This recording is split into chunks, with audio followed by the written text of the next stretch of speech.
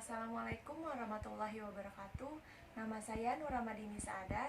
Saya mahasiswa semester 6 PG PAUD FKIP UHAMK. Pada kesempatan kali ini saya akan mempresentasikan tentang perencanaan kewirausahaan. Yang pertama ada riset atau survei pasar. Berdasarkan survei pasar yang telah dilakukan melalui sosial media pada saat KLB atau kejadian luar biasa virus corona COVID-19, ini masyarakat lebih membutuhkan bahan makanan yang tahan lama dan praktis untuk disajikan. Dilihat dari masyarakat yang harus di rumah dan mengharuskan membeli bahan makanan melalui online karena tidak boleh keluar rumah. Hal ini membuat bahan makanan frozen food banyak digemari dan dicari masyarakat.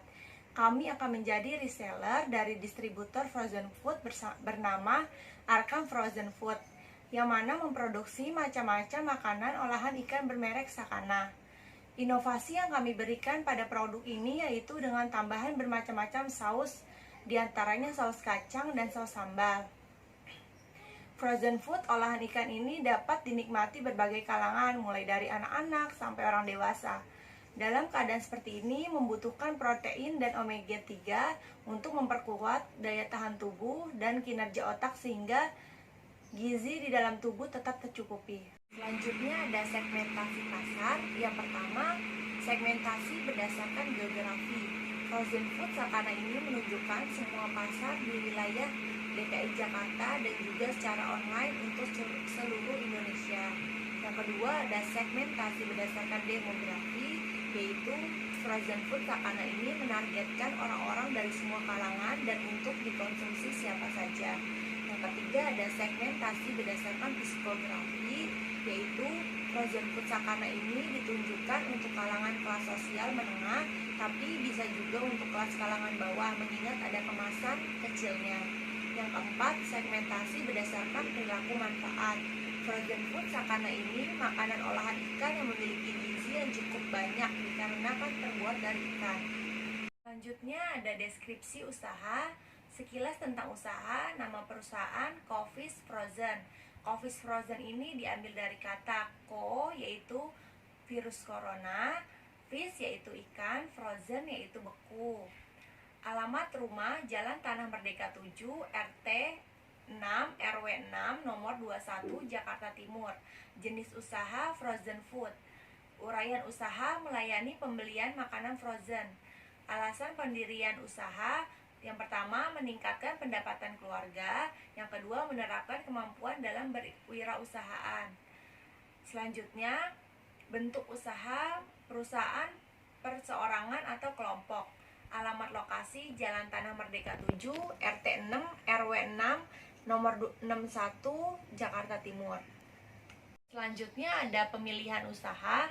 Usaha industri pembuatan Sakana Frozen Food didirikan adalah jenis usaha industri makanan yang berskala sederhana, yang khusus memproduksi makanan olahan ikan dalam berbagai macam jenis makanan. Alasan memilih reseller didasarkan oleh pertimbangan sebagai berikut. Yang pertama, dalam keadaan pandemi virus corona COVID-19 ini yang mengharuskan masyarakat di rumah saja dan membeli bahan makanan secara online.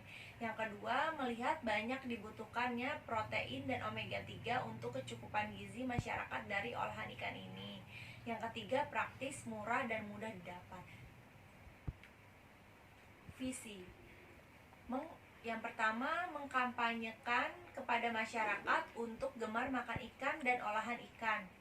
Yang kedua, menyajikan produk olahan frozen food dengan kualitas ikan yang sehat dan segar. Misi: mengembangkan usaha yang sudah ada dengan inovasi baru. Kedua, membangun dan mengembangkan kemampuan berwirausahaan untuk dapat menciptakan usaha mikro. Tujuan: mengajak seluruh lapisan masyarakat untuk mengkonsumsi ikan maupun olahan ikan. Yang kedua, memotivasi seluruh masyarakat untuk dapat mengkonsumsi panganan yang sehat dan bergizi. Yang ketiga, memudahkan masyarakat dalam memenuhi kebutuhan makanan. Yang terakhir ada sasaran, yaitu Sasaran yang kami tetapkan dalam pemasaran produk yang kami jual yaitu seluruh lapisan masyarakat, sehingga mereka dapat terbiasa dengan makan ikan atau olahan ikan lainnya. Analisis usaha. Yang pertama, deskripsi tentang usaha. Ada jenis usaha, yaitu jenis usaha yang dirungsung, yaitu usaha frozen food dengan bahan baku ikan yang diolah menjadi berbagai macam olahan. Yang kedua, ada prospek usaha. Usaha yang kami laksanakan yaitu usaha mikro dengan cara pemasaran non-direct atau secara online, sehingga para konsumen akan lebih mudah untuk mendapatkan produk makanan yang kami jual. Pada produk yang kami jual juga berbeda dari produk frozen food lainnya, di mana kami menggunakan bahan baku ikan segar sebagai bahan utamanya, serta dalam produk ini menambahkan bumbu pelengkap untuk menemani santapan para konsumen. Selanjutnya ada rencana produk, yaitu alat dan bahan. Bahan bumbu pelengkap yaitu kacang, cabai, bawang merah, bawang putih, air, garam, gula, dan alatnya ada plastik dan mesin pres. Produk yang dihasilkan. Produk yang dihasilkan adalah frozen food, yaitu makanan yang dibekukan untuk mengawetkan makanan hingga siap untuk dimakan, seperti bermacam-macam olahan ikan, nugget, otak-otak, sosis, dimsum, kentang, dan lain-lain. Dalam produk ini kami menambahkan berbagai saus untuk pendamping seperti saus kacang dan saus sambal. Selanjutnya ada rencana pemasaran, analisis persaingan usaha SWOT. Yang pertama ada strength atau kekuatan, yaitu harga terjangkau, praktis, lebih hemat, produk dalam keadaan fresh, menghemat waktu untuk memasaknya, dan banyak. Selanjutnya ada weakness atau kelemahan. Yang pertama, belum ada pengalaman usaha. Yang kedua, masih perlu banyak pembelajaran di bidangnya. Selanjutnya ada opportunity, kesempatan atau peluang. Yang pertama, banyaknya minat pada produk frozen food. Yang kedua, pemasarannya yang lumayan luas. Yang ketiga, makanan ringan yang produk awet dan tahan lama. Yang keempat, praktis dan produk. Yang selanjutnya ada threat atau ancaman. Yang pertama, banyaknya yang sudah menjual berbagai produk frozen food. Yang kedua, bahan baku yang tidak stabil harganya membuat produksi tidak menurun. Selanjutnya, rentan terhadap makanan yang mengandung bahan pengawet. Selanjutnya ada strategi pemasaran. Yang pertama, strategi pemasaran pada produk frozen food yaitu di media sosial seperti Instagram, Facebook, dan situs online lainnya. Yang kedua, dengan cara tersebut memudahkan dalam memilih target pasar, biaya pemasaran lebih murah, dan riset pasar lebih mudah. Organisasi pelaksanaan. Yang pertama ada BOS, yaitu Denny Septiulandari, sekretaris perusahaan yaitu Nurul Aziza, bendahara perusahaan yaitu Nur Ramadini Saadah, yang terakhir karyawan yaitu Medina Lindawati. Pelaksanaan job desk. Yang pertama, pemilik usaha bertugas untuk memantau jalannya usaha dan menerima laporan sebulan sekali dan dari hasil usaha. Yang kedua, sekretaris bertugas untuk membuat surat-surat yang dibutuhkan oleh perusahaan mencatat data. Yang ketiga, bendahara bertugas untuk membuat laporan keuangan setiap bulannya. Yang keempat, penanggung jawab bertugas untuk memantau cara kerja bawahannya dalam melayani pelanggan.